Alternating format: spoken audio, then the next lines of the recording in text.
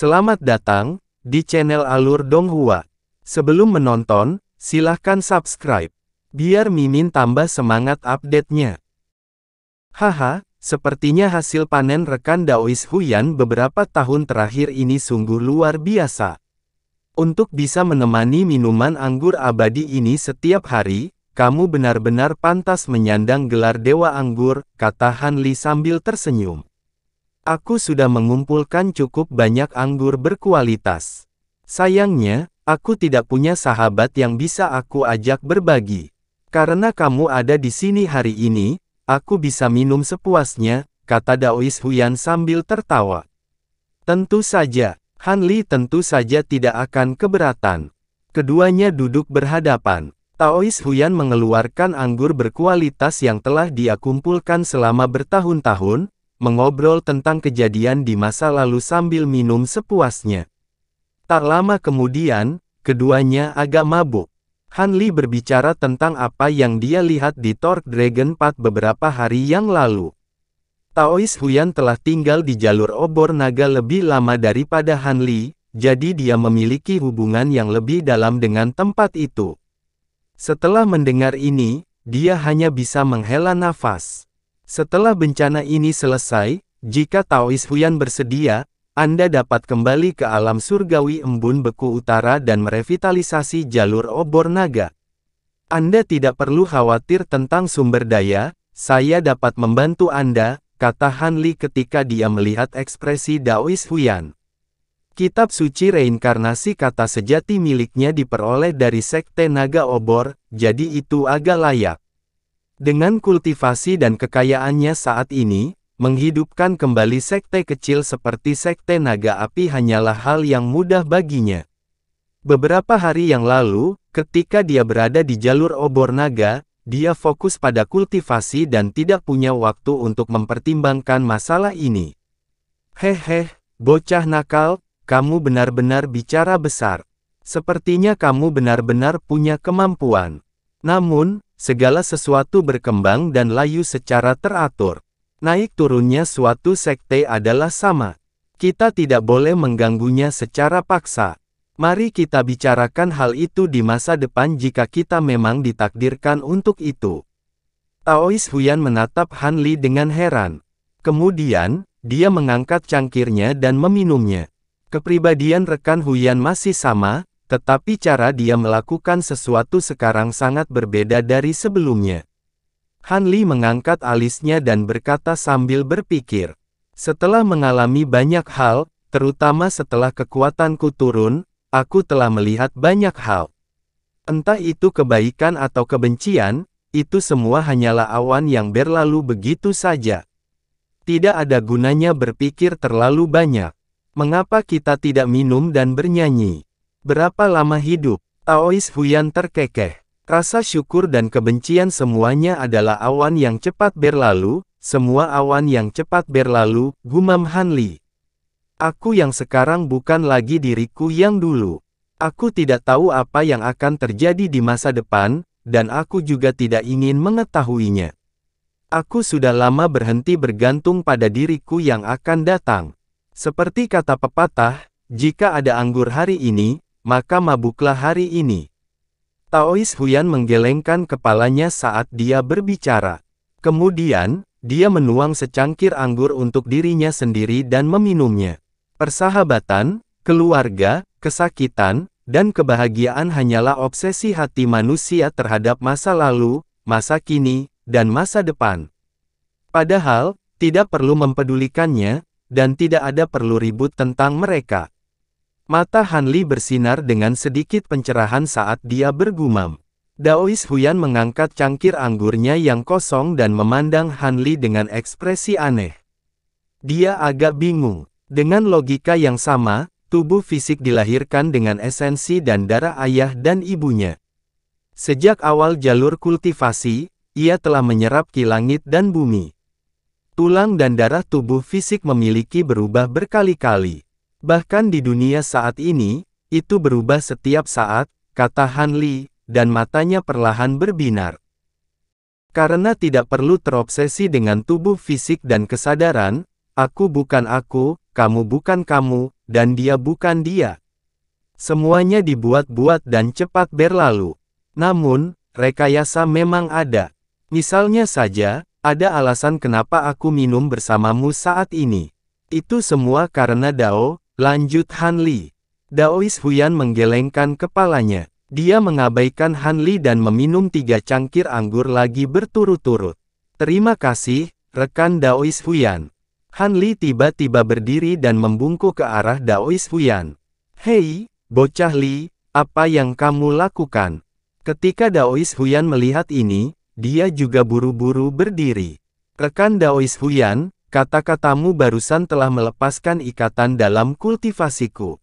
Han Li tidak menjelaskan terlalu banyak. Ketika Daois Huyan mendengar kata-kata Han Li, dia tidak mengatakan apapun lagi. Dia hanya tertawa terbahak-bahak. Setelah itu, keduanya tidak membicarakan apapun yang berhubungan dengan kultivasi. Sebaliknya, mereka minum sepuasnya, mengenang masa lalu, dan berbicara tentang jalan luas menuju keabadian. Anggur itu adalah anggur abadi yang mengandung kekuatan spiritual. Banyak darinya mengandung kekuatan spiritual abadi yang tak terbatas. Dengan tingkat kultivasi Daois Huyan saat ini, dia secara alami akan mabuk dengan sangat cepat. Han Li melambaikan tangannya dan mengirim Daois Huyan ke tempat tidurnya. Dia mengamati tubuhnya dengan indera ilahi dan sedikit mengernyit. Kemudian, dia membuka pintu dan berjalan keluar. Langit gelap gulita. Bulan putih bersih tergantung di langit seperti piring perak, menaburkan sinar perak yang luas. Lembah itu sunyi. Paviliun di sampingnya sudah gelap. Nangong Wan dan Yun Ni sepertinya sudah tidur. Han Li sudah lama tidak melihat malam sepi seperti itu. Mau tak mau dia berjalan-jalan di lembah, menikmati kedamaian yang langka. Senior Li, sebuah suara datang dari depan. Kemudian, sesosok tubuh berpakaian putih keluar dari hutan bambu. Itu adalah Bai Suyuan. Dia telah berganti pakaian menjadi gaun putih panjang, yang membuatnya tampak lebih halus. Nona Suyuan, ini sudah larut malam.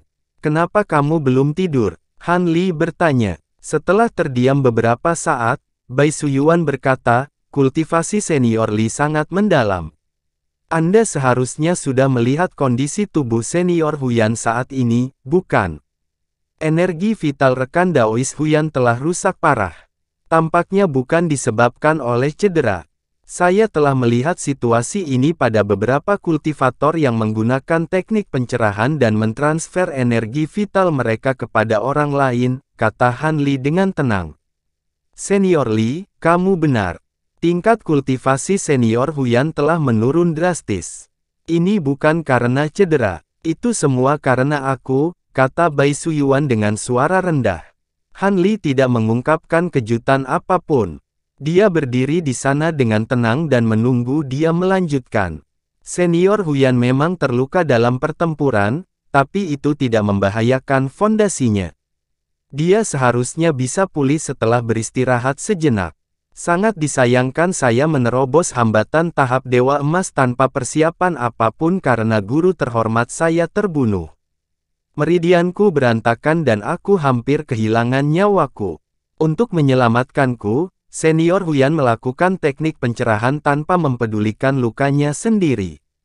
Dia menggunakan energi vital yang telah dia kembangkan selama bertahun-tahun untuk membantu saya menekan luka saya.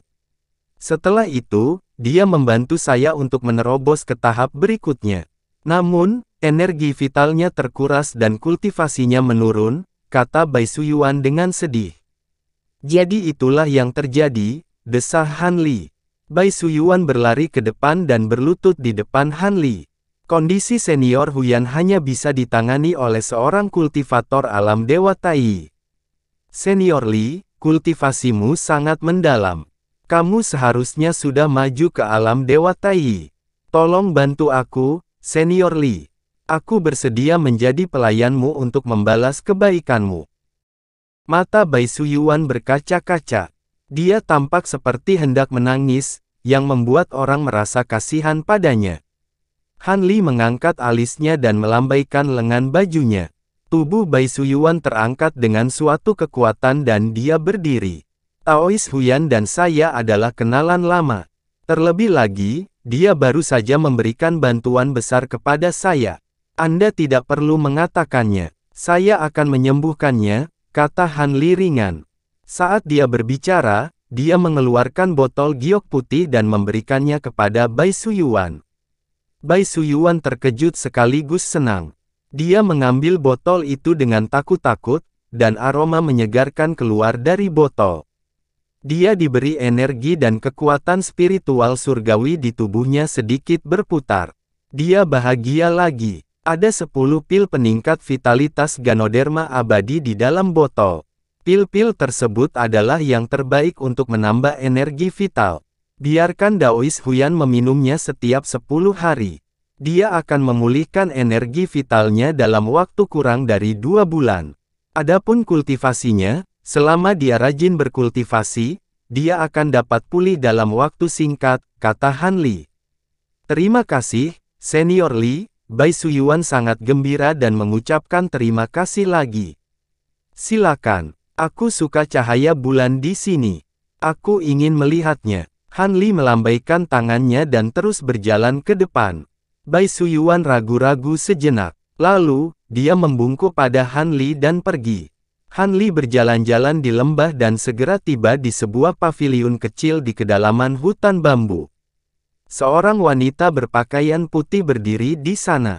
Itu adalah Nangongwan. Namun, dia saat ini diselimuti oleh lapisan riak air yang tak terlihat, yang membuatnya tampak samar-samar terlihat.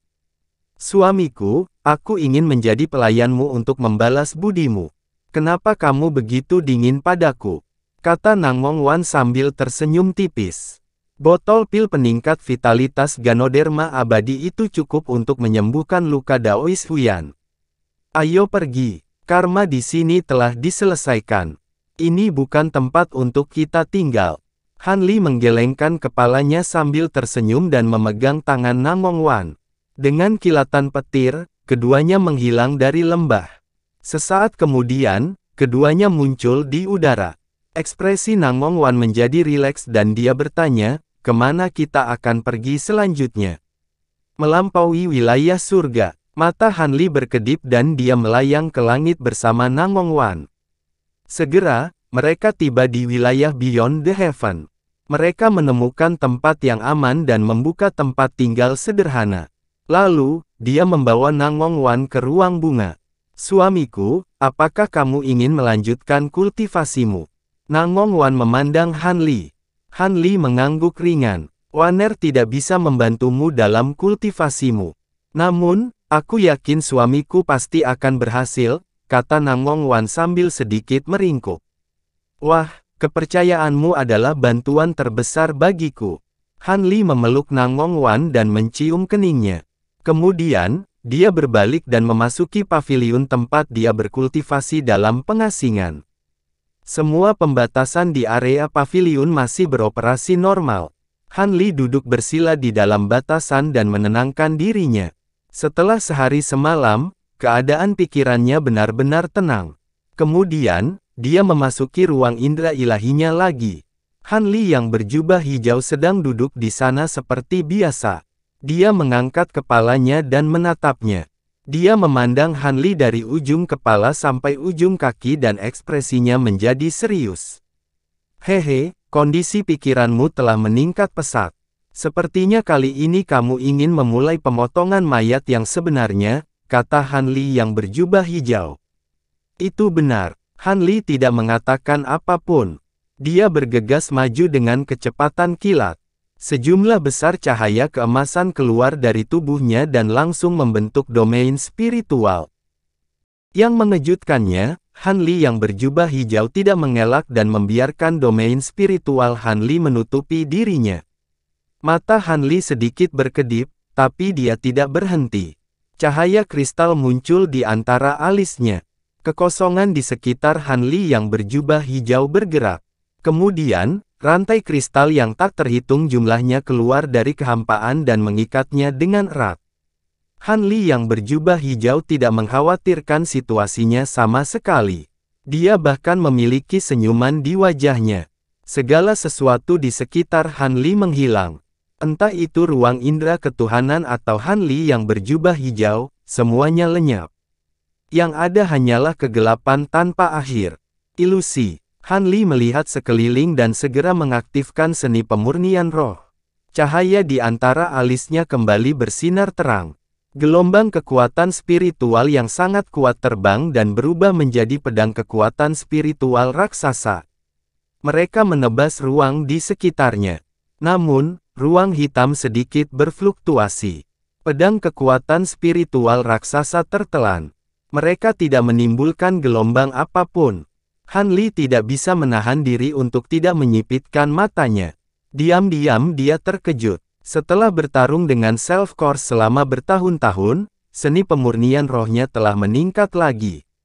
Itu mendekati level ke-7. Kekuatan spiritualnya sangat kuat. Bahkan jika leluhur Dao yang mengembangkan hukum ilusi membuat ruang ilusi, dia harus mampu mengguncangnya. Saat itu, pemandangan di sekelilingnya berubah. Ruang hitam menghilang dan dia muncul di atas genangan darah. Darah kental memenuhi genangan darah, mengeluarkan bau yang memuakkan. 5 hantu berwajah hijau dan bertaring melompat keluar dari genangan darah dan menerkam ke arah Han Li. Hantu-hantu ini sangat ganas. Tubuh mereka ditutupi dengan vesikel berwarna darah. Mereka terus-menerus mengeluarkan darah berbau busuk. Mata mereka yang seperti ular dipenuhi dengan cahaya dingin berwarna merah darah. Ada 7 atau 8 lengan di sisinya. Setiap lengan memiliki cakar tajam yang berbeda. Semuanya jelek dan ganas. Kelima hantu ini sepertinya telah mengumpulkan semua keganasan dan keburukan di dunia. Ekspresi mereka bahkan lebih ganas. Seolah-olah mereka ingin makan dan minum darah manusia. Saat Han Li melihat 5 hantu di depannya, ekspresinya tidak berubah sedikit pun. Petir menyambar di permukaan tubuhnya, dan 5 pedang bambu Cloud Swarm melesat seperti kilat. Mereka berubah menjadi 5 sinar cahaya keemasan yang menyilaukan di udara dan menebas 5 hantu jahat itu. Namun, tubuh kelima hantu tiba-tiba berubah menjadi ilusi, dan cahaya keemasan yang dibentuk oleh pedang bambu Cloud Swarm menembus tubuh mereka tanpa menyebabkan kerusakan apapun. Kelima hantu itu secepat angin, sangat cepat. Dalam sekejap, mereka sampai di depan Han Li, meraih berbagai bagian tubuh Han Li, dan membuka mulut untuk menggigit. Cahaya keemasan menyala di tubuh Han Li.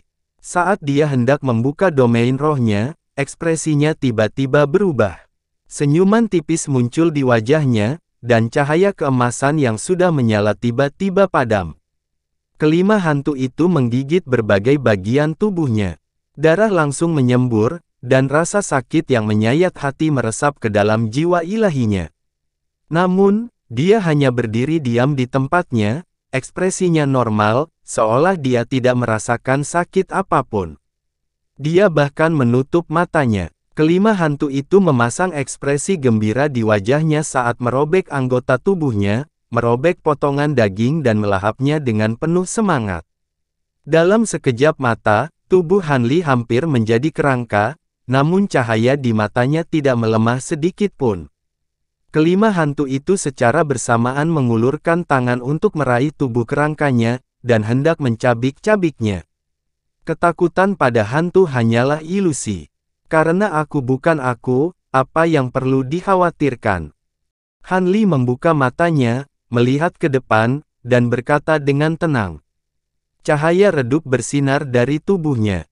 Cahaya menyinari kelima hantu tersebut, lalu hantu tersebut berubah menjadi abu. Kumpulan darah di bawah juga menghilang. Han Li kembali ke ruang hitam, tubuhnya sudah kembali normal. Segala sesuatu yang baru saja terjadi sepertinya hanya mimpi. Setelah mimpi itu, semuanya kembali normal. Sebelum dia bisa mengatur napas, sekelilingnya berubah lagi.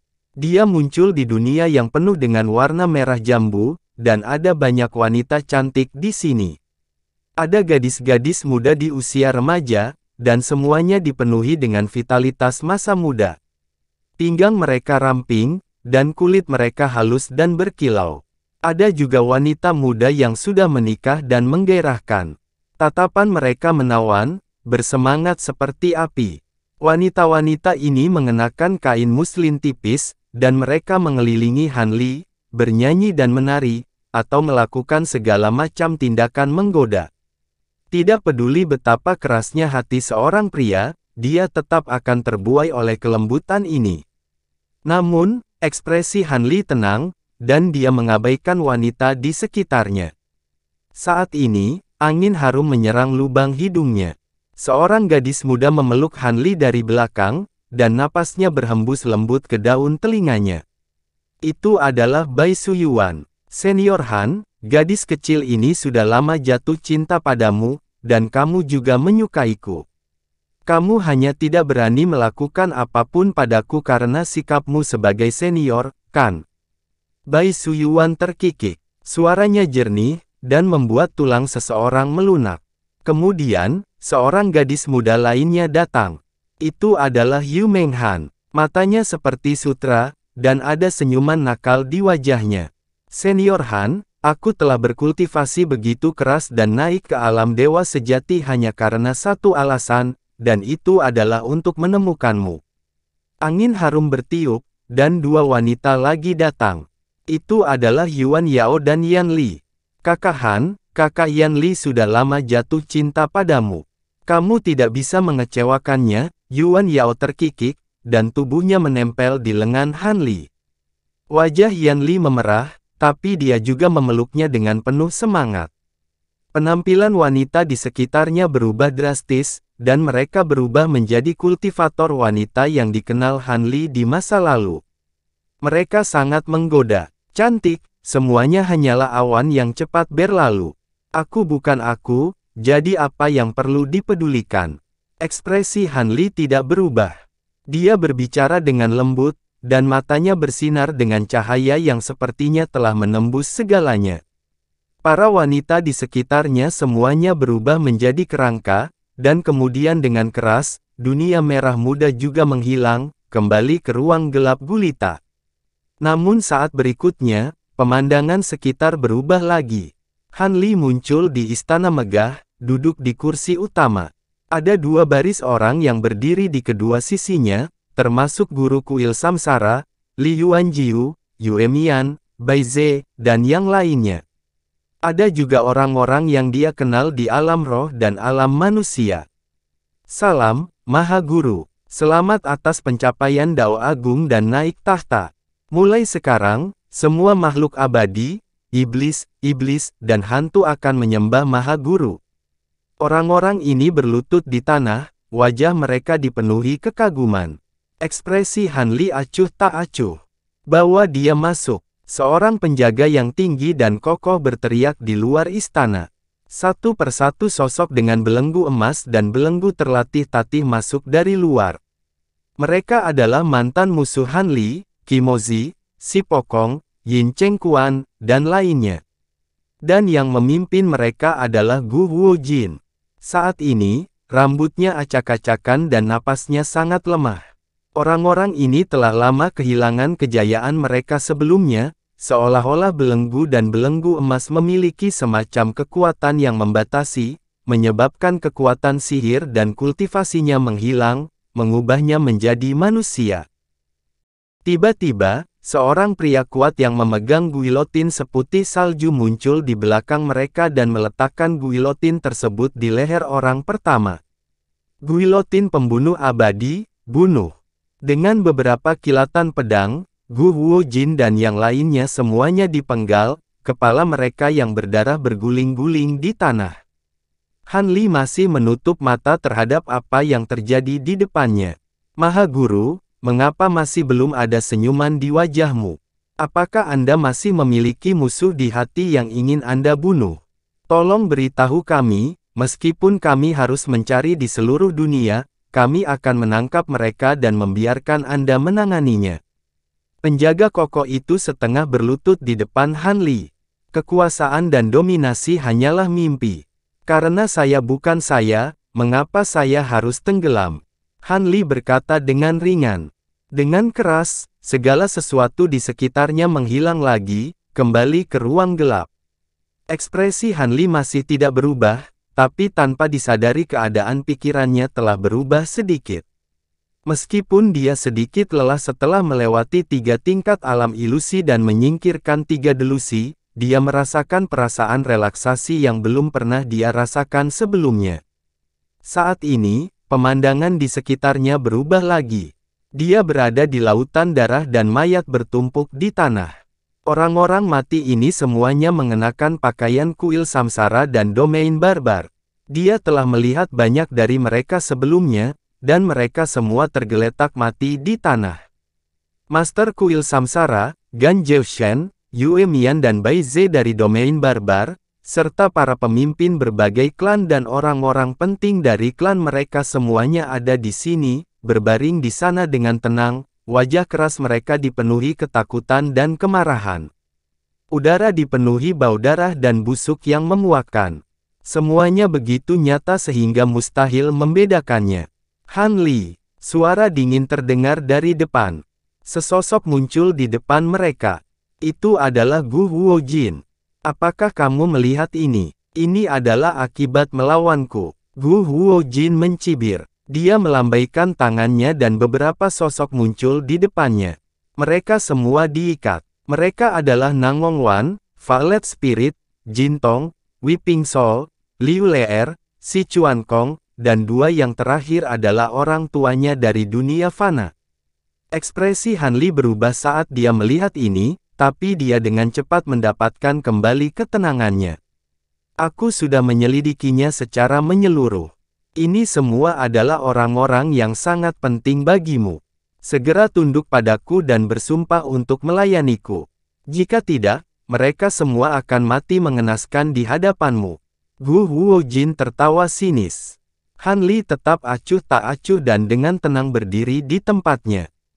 Bagus, kamu memang satu-satunya orang selain aku yang telah mengembangkan hukum waktu hingga puncaknya. Kalau begitu, kamu tinggal menonton saja.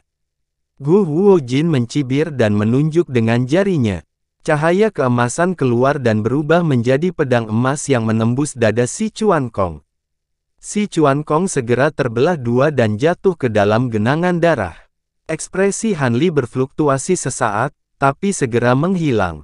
Haha, bagus. Gu Huojin tertawa dan menunjuk dengan jarinya lagi.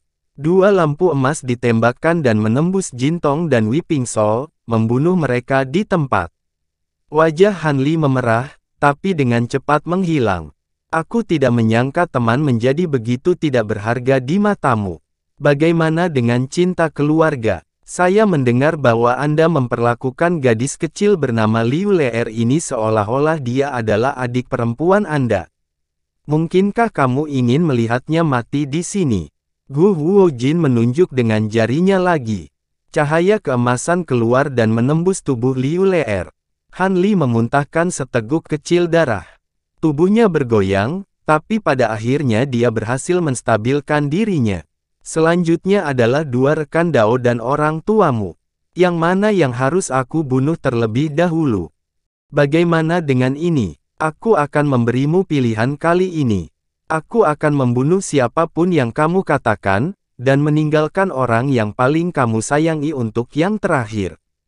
Bagaimana tentang itu? Gu Huojin tertawa. Han Li berdiri di sana, wajahnya memerah dan napasnya terengah-engah. Dia tidak lagi setenang sebelumnya, tapi dia masih mengertakkan gigi dan tidak mengatakan apapun. Sungguh mengecewakan. Karena kamu tidak mau memilih, aku akan melakukannya.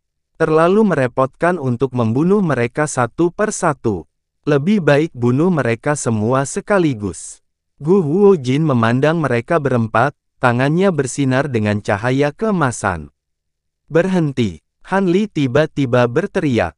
Gu Huojin berhenti, senyum cerah di wajahnya. Kamu akhirnya memikirkannya dengan matang. Sangat bagus. Cepat bersujud padaku, dan aku akan mengampuni nyawa mereka. Gu Huojin memandang Han Li dan tertawa. Han Li perlahan melangkah maju, wajahnya merah seperti terbakar. Dahinya dipenuhi keringat, tapi dia masih berhasil menghubungi Gu Huojin. Berlutut. Gu Huojin berteriak dengan kasar. Han Li perlahan berlutut di tanah. Haha, Gu Huojin tertawa sangat puas. Dia mengulurkan tangannya dan 5 garis cahaya hitam muncul di atas kepala Han Li, memasuki tubuhnya. Saat lampu hitam menyentuh tubuh Han Li, seolah-olah menabrak dinding kokoh. Tidak peduli bagaimana mereka memutarnya, masih tidak bisa masuk lebih dalam. Pada saat ini, Han Li mengangkat kepalanya, dan kemerahan di wajahnya surut seperti air pasang surut. Wajahnya menjadi semurni batu giok, dan matanya bersinar terang. Ekspresi Gu Huojin berubah. Sebelum dia bisa melakukan apapun, cahaya kristal muncul di depannya dan menebas. Dengan suara robekan, tubuh Gu Huojin terkoyak dan menghilang. Ayah, Ibu, Waner, Valet Spirit, aku benar-benar minta maaf karena membiarkanmu dimanfaatkan oleh bajingan ini. Han Li berdiri dan memandang ayah dan ibu Han, Nangong Wan, dan Valet Spirit. Dia lalu melambaikan lengan bajunya. Seluruh ruang berwarna darah hancur, dan keempat sosok itu menghilang. Han Li kembali ke ruang hitam. Tubuhnya terhuyung, dan kelelahan muncul di wajahnya. Dia telah berkultivasi selama separuh hidupnya, dan meskipun dia acuh tak acuh terhadap dunia, dia sebenarnya sangat mementingkan hubungan. Beberapa orang bahkan menjadi intinya, dan menyingkirkan mereka jauh lebih sulit daripada menyingkirkan obsesi lainnya. Hubungan ditakdirkan untuk datang dan pergi. Aku bukan aku, kamu bukan kamu, dan dia bukan dia. Aku tidak menyesal, tidak menyesal. Saat dia memikirkan hal ini, pemandangan di sekelilingnya berubah lagi, dan dia muncul di rawa yang membusuk. Tubuhnya telah berubah menjadi mayat yang membusuk. Tubuhnya bernanah dan dipenuhi belatung dan lalat. Tulang putihnya terlihat, dan bau menyengat memenuhi udara.